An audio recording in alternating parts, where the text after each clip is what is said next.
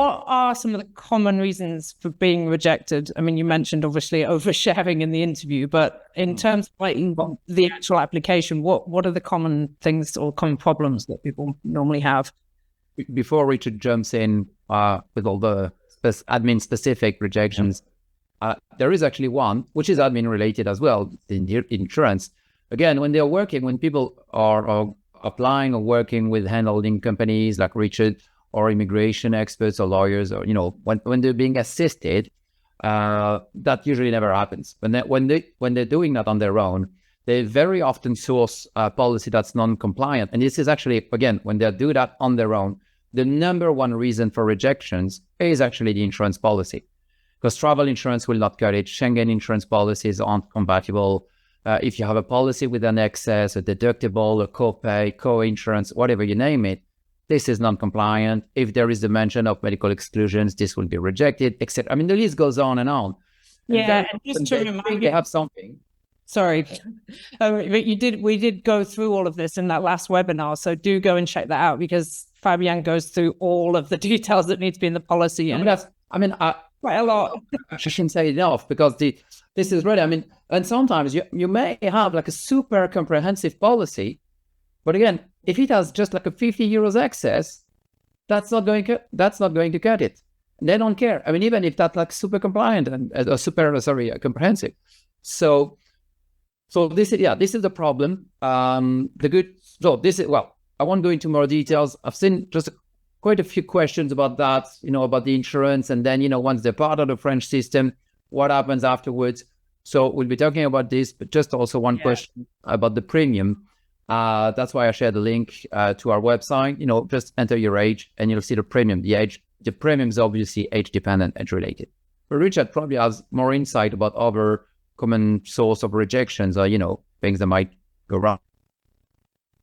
Yeah, sorry. So common sources of rejections are primarily I think Fabien is more confronted to the healthcare ones, because eventually, even if you've used my services, you will have used Fabien's, because our only provider is Fab Insurance. And so I don't get subject to any of them. I think in 4.5 years of working with you, Fabien, well done. Wow. I've very seldom, if I've had 3-4 complaints, that's all. And that was, because something, to be honest, it's nothing to do with health, visa insurance. It was car insurance, I think. And it was nothing, in fairness, really to do with Fabien. It's just the way that car insurance works in France. So I've never really been subject to health insurance problems. For me, you touched on the subject that's very interesting, because it's also funny at the same time. In France, the thing is, I have a British friend who always says, you have to accept it. And you know why? The French system, that's the frustration. No, I agree. That does work, but there is this is really French. If they expect something called the birth certificate or the no claim discount certificate, that's the word they asked for. And you provide them with the document that's not labeled exactly this way. That's true. They probably won't even read it, even if everything that requires is in there. So this is something that you need to accept at some point. It's so frustrating. Yeah, I agree. I think it will go through eventually. It's just that, you need to provide them whatever they expect. Exactly. So come back to the rejections there. I think for me, it's more not so much rejections, but an awful lot of EU spouse requests have been transformed into either 6-month visas or denied the application and been asked to go to France and apply for the EU spouse from France. What we have found in that context, because we're always trying to find solutions, right? So I always try to keep on striving for, is that it's actually quite a good thing to do, is to register your EU spouse first and then do your EU spouse application. So even if you're an EU member, a passport holder, you have to let the French government know that you're living in France, because if you don't, your EU spouse application is probably going to be quite difficult to justify. So yeah, please feel free to get in touch with us for that, because we've become somewhat experts of those scenarios. money, the way that your cash is presented. So, for instance, a lot of people have not presented their financial profile correctly.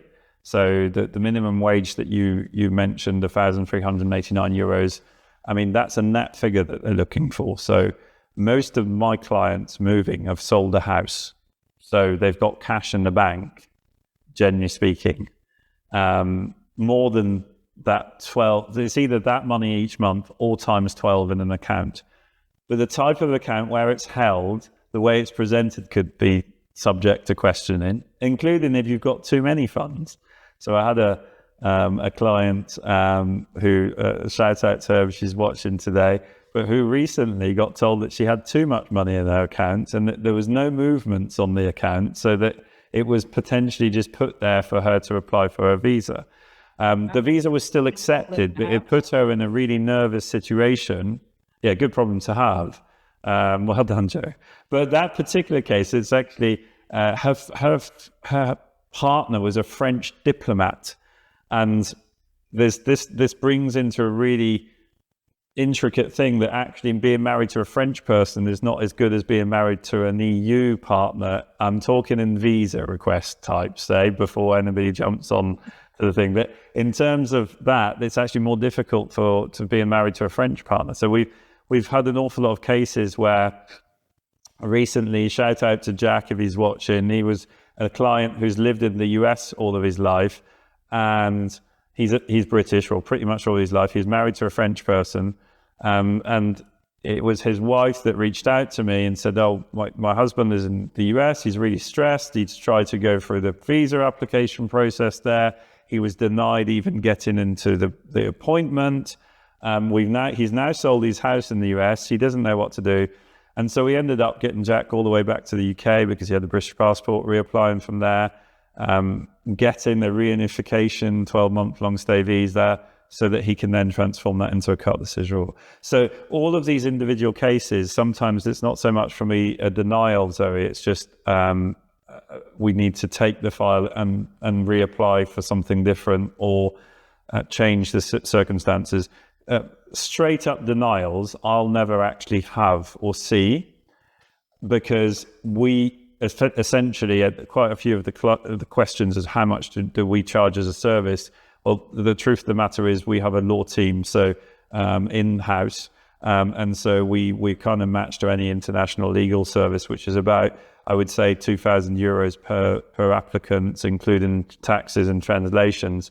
But we specialize more in a full package. So I think people will find value in what we do, because we provide a package for you to be able to not only apply for the visa, but get into the French healthcare system, get your tax returns done, and get all the way to your carte de séjour renewal, which we haven't mentioned yet, but that's the really difficult one, because that's in France, and that's with a French agent of the French state.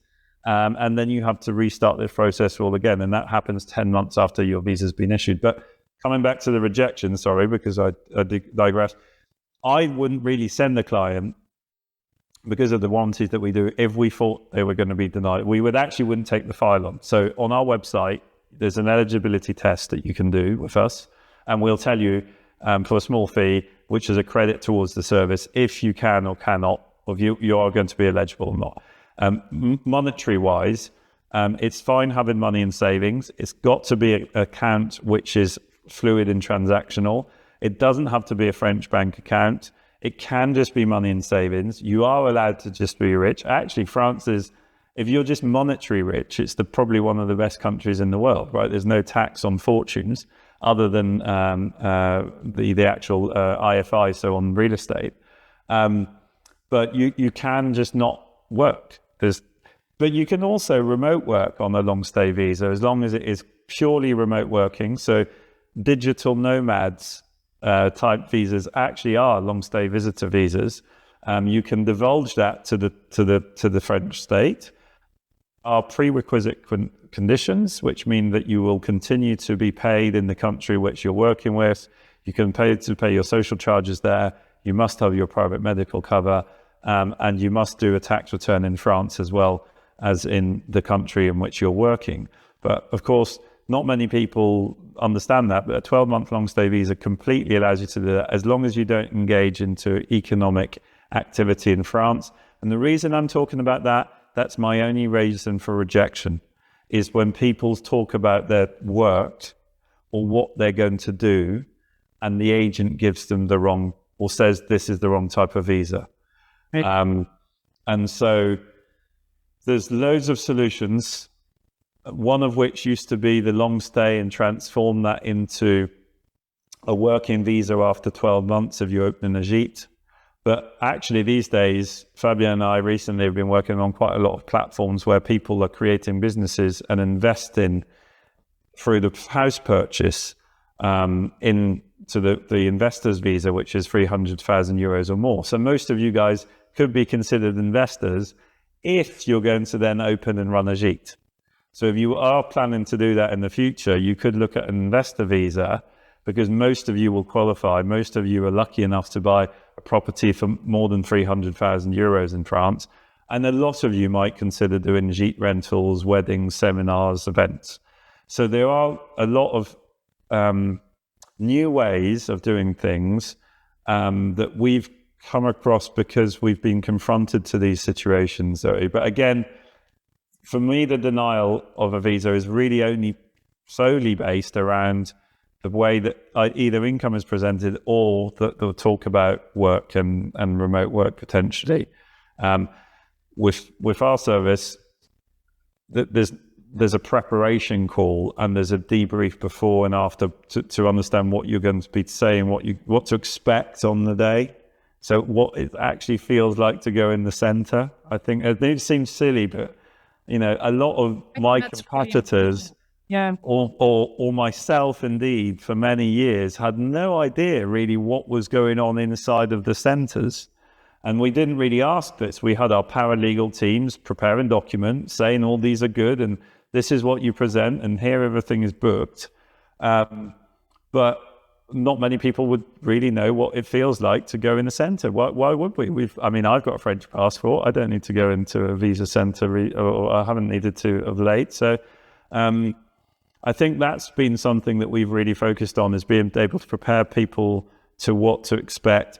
I think Fabien's got an awful lot, and I invite you to go back to that old webinar, because Fabien's information on the visa application in healthcare has probably not changed all of that much since the last time. But most definitely from our point of view, we see a gradually evolving thing. So